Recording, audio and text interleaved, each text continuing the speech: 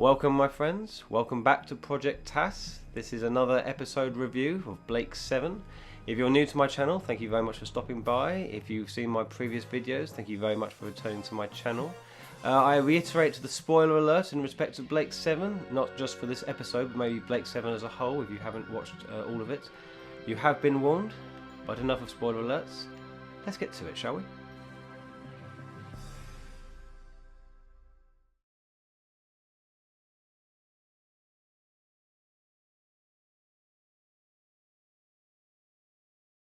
It's Callie.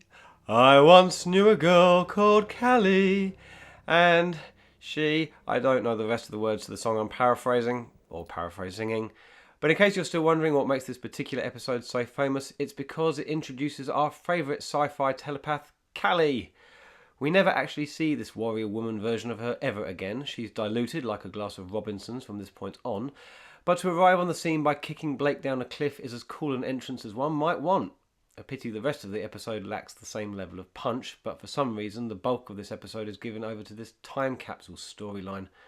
While we're following on from the Liberator outrunning those pursuit ships that were pursuit shipping them, again following pretty much directly on from the end of the previous episode, not dwelling on the missing 4 months between Spacefall and Cygnus Alpha, but I digress, Blake decides to take some informal driving lessons from Jenna, very much an easy-going lesson, which is interesting when it's revealed they're still outrunning said pursuit ships. Still, as Villa says, the Liberator can out-stroll them, so why not learn how to fly the ship you've stolen while you're strolling? Such a leisurely attitude is understandable, given the relentless pace of the opening 3 episodes. The quarrelling is still an ever-present. We can talk and travel. We're safer on the move. Another one who's prepared to let Blake do his thinking. Enough, Avon. But of course, it wouldn't be Blake 7 without it. This argument also gives us a chance to recap the difference in attitudes towards Blake, his goal, and the rest of the crew's personal aims. Avon is very much the outsider, and don't we love him for it. The change in course for the plot is duly dropped in our laps when the mysterious pod is located. The intrigue by the characters is acted well, and the manual docking by Avon more or less holds our attention.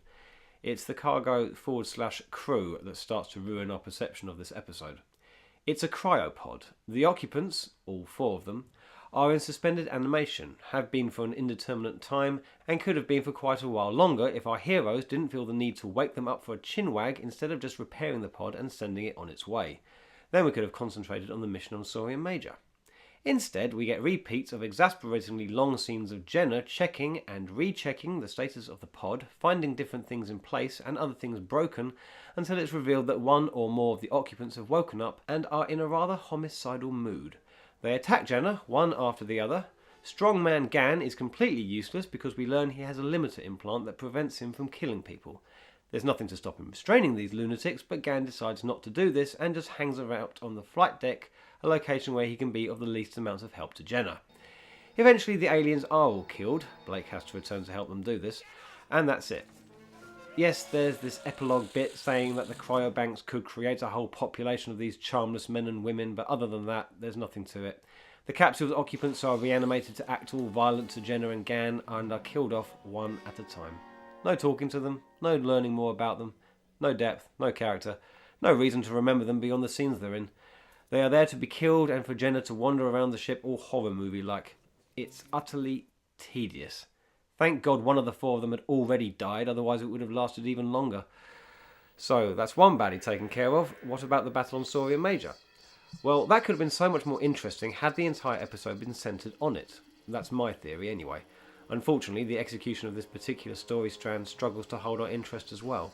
We've got the main B7 men to follow around, but perhaps it's fitting that the most interesting part of the story is of course the introduction of Callie, the last of the rebels, who is set to destroy until she is destroyed. Or conveniently teleported up at the last possible second. What lets the side down is a similar problem observed in Cygnus Alpha. The setup is promising, but the actual delivery misses the target. Having demonstrated the Federation as the almost invincible totalitarian ruling system over what I assume to be the majority of the galaxy, and also pointed out the easy way they coped with the rebels on this particular planet, it's a pity that Blake's strike on this highly important base is actually not that difficult to accomplish. Just run into the complex through the blatant 20th century nuclear plant all the way to the generator without a single guard realising. By the time the guards do sound the alarm and the guards spring into action, Avon is already starting work on the base's demise. I of course want to see Blake and his crew win, but if it's this easy, why did the rebels find it such a challenge? It's a pity, because we could have spent the entire episode learning about Callie and her people and a more interesting and drawn out interloping into the base. Not drawn out as in padded out, but a half-decent director could have made this quite an interesting infiltration, a la Project Avalon style. The infiltration of the base and its subsequent destruction are too easy. The guards stand like literal statues with their guns popping. Not exactly terrifying, I'm afraid to say. This takes up less than half the episode. The rest of it is taking on the cryo baddies, who literally are nothing more than titular baddies. The makeup is crap, the costumes will have been seen on at least a couple of other BBC sci-fi shows, and there is nothing interesting about them other than they are there to be killed. Moreover, the killing process is pretty drawn out as well, and in this instance, drawn out does mean padded out. And this thing with Zen getting all funny about them bringing the capsule on board, going quiet and not helping with anything, which is the whole reason Avon has to perform this net catching a fish-like manoeuvre in the first place. This is never explained. Even Blake's jovial reminding us of it at the end doesn't actually explain it. It's possible that Zen came with limits built in and would occasionally have sulking fits rather than actually do its job. If this was the case, I would guess that the writers quickly realised that this would frustrate the audience and also be a bit of an odd feature for one of the most advanced ships in the galaxy. So fortunately, this feature is only repeated once more in the episode Breakdown, where it kind of works because it's explained. It doesn't here because it isn't. Blake says he can prove what he's told Callie with the biggest explosion she's ever seen.